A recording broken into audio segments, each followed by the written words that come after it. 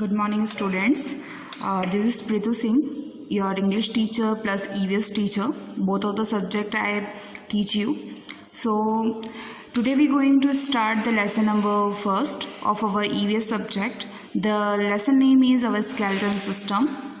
What is the mean by skeleton system? In last year भी आप लोगों ने 4th क्लास में पढ़ा होगा कि skeleton system it means हमारी जो पूरी हड्डियों का ढांचा होता है, सर से लेकर पैरों तक की जो भी हड्डियां होती हैं जिन्हें हम अलग अलग नाम से जानते हैं, वो पूरा एक साथ skeleton system कहलाता है. ठीक है. सो यहाँ पर हम दो टॉपिक पढ़ेंगे. Components of the skeleton systems, it means दो स्केलेटन सिस्टम यानी कि हमारे आधा धड़ जो पैरों के ऊपर की जो स्केलेटन्स होते हैं उनके बारे में. इसके बाद जो हमारे जॉइंट्स होते हैं, जॉइंट इस मीन्स हमारे घुटने, हमारे एल्बोज, हाथों के जॉइंट्स होते हैं जहाँ हम घड़ी पहनते हैं जिसको हम रिस्ट जॉइंट कहते हैं, शोल्डर्स जॉइंट्स, ये सारे जॉइंट्स होते हैं. ठीक है. So introduction is our body has many delicate internal organs. Internal organs means होता है हमारी बॉडी दो पार्ट्स में डिवाइड होती है. पहला होता है एक्सटर्नल ऑर्गन्स.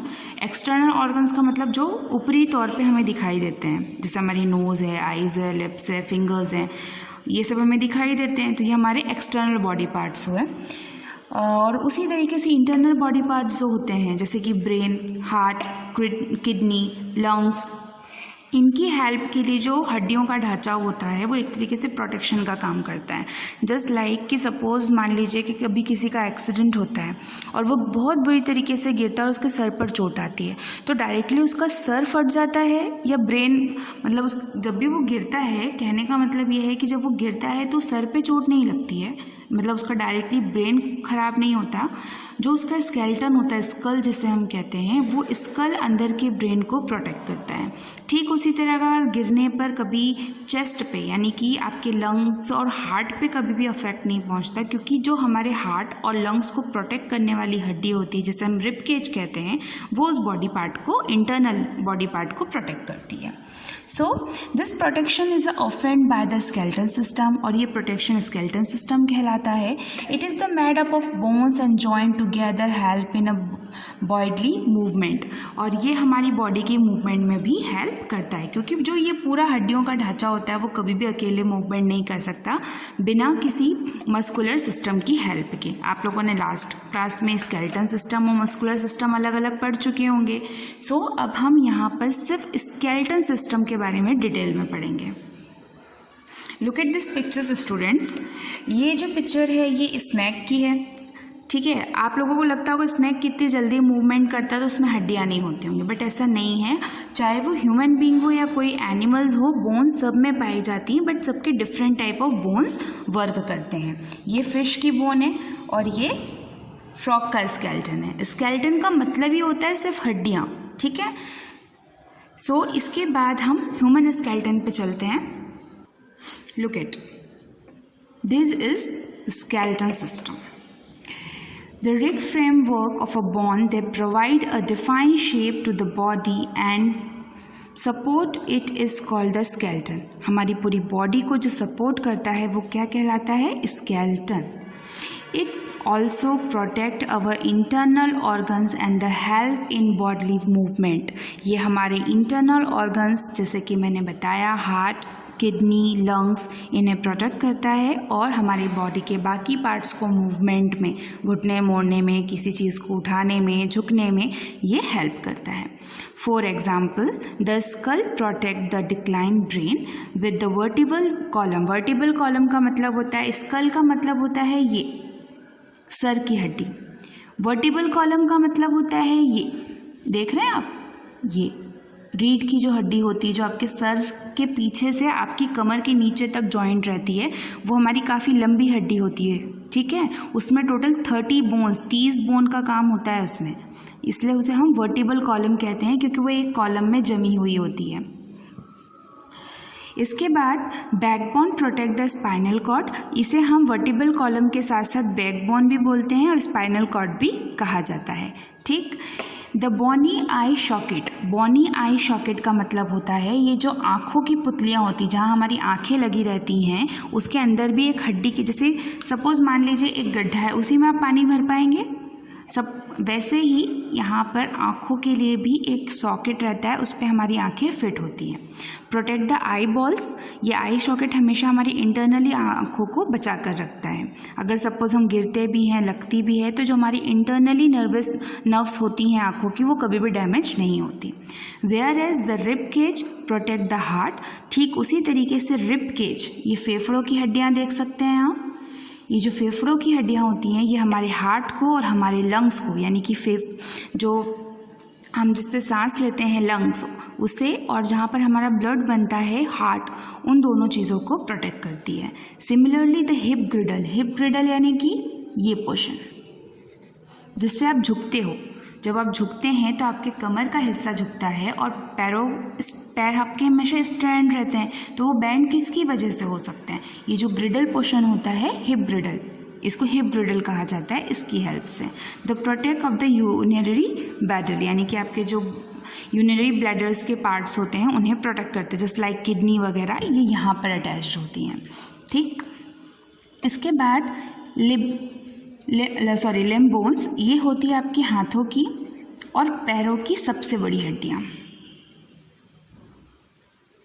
ओके, नाउ एक बार फिर से रिमाइंड करते हैं, सर की हड्डियों को हम कहते हैं स्कल, ये हमारे ब्रेन को प्रोटेक्ट करता है। इसके बाद होता है बोनी आई सॉकेट, ये हमारी आँखों को प्रोटेक्ट करता है।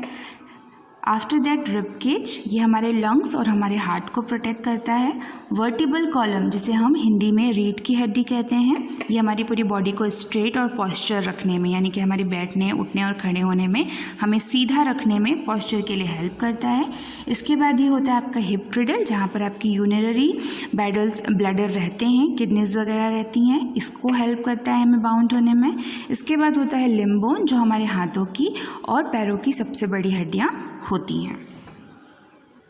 After that, the skeleton is made up of a different types and bones arranged together in a defined form, यानी कि हड्डियों से एक दूसरे की टोटल हमारी बॉडी में 206 बोन्स पाई जाती हैं। वो बोन्स जब आपस में अटैच होती हैं तो एक पूरा स्केलेटन सिस्टम बनता है। बट ये हमारी बॉडी पे भी डिपेंड करता है, क्योंकि आप लोगों ने देखा होगा कि कई लोग छोटे हाइट के होते हैं और कई लोग बड़े हाइट के होते हैं। ठीक है, सबकी बॉडी में सेम हड्डियाँ पाई जाती हैं 206, बट जो उनके स्केलेटन्स होते हैं वो उनके बॉडी स्ट्रक्चर के अकॉर्डिंग छोटे या बड़े होते हैं। All humans have the same arrangement of bones. Same arrangement of bones का मतलब ही यही है कि सब में सेम हड्डियाँ पाई जाती हैं 206।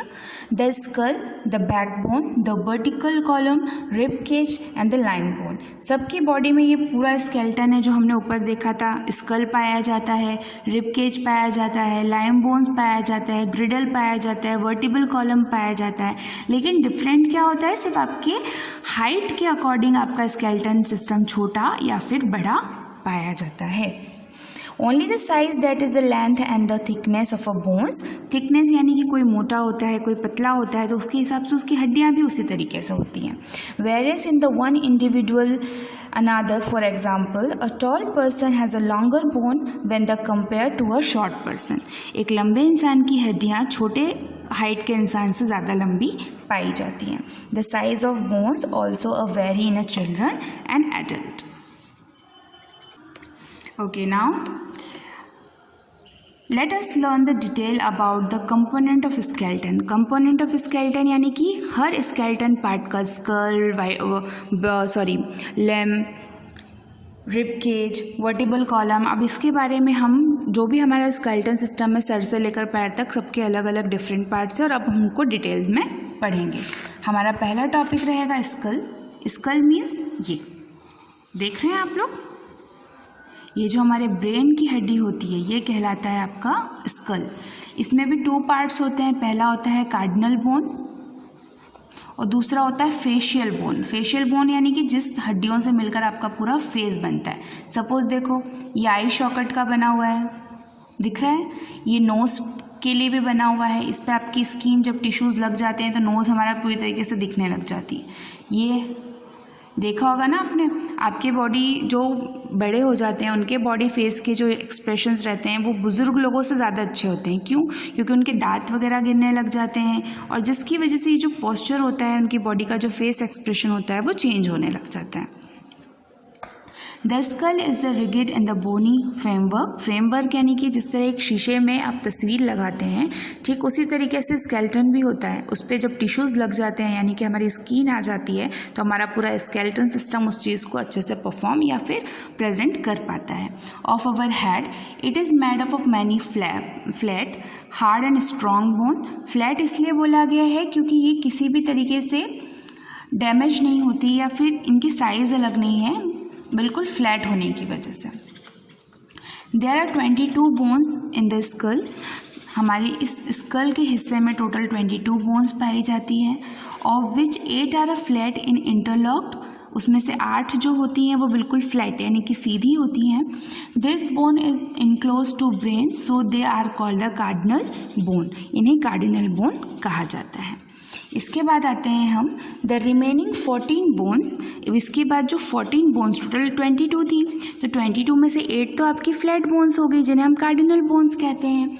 इसके बाद आपकी जो 14 बोन्स होती हैं, bones form to upper and lower jaw. Lower upper and lower jaw यानी कि जो आपके दांत का हिस्सा होता है, मुंह का हिस्सा, ठीक है, नीचे हड्डियां और ऊपर हड्डियां जो लगी रहती हैं वो 14 बोन्स होती हैं, as well as the other part of the face though so they are called the facial bone.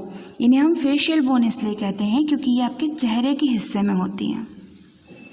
All the bones in the skull except the ones to the lower jaw are fixed and the lower joint can move and its movement help us to chew food.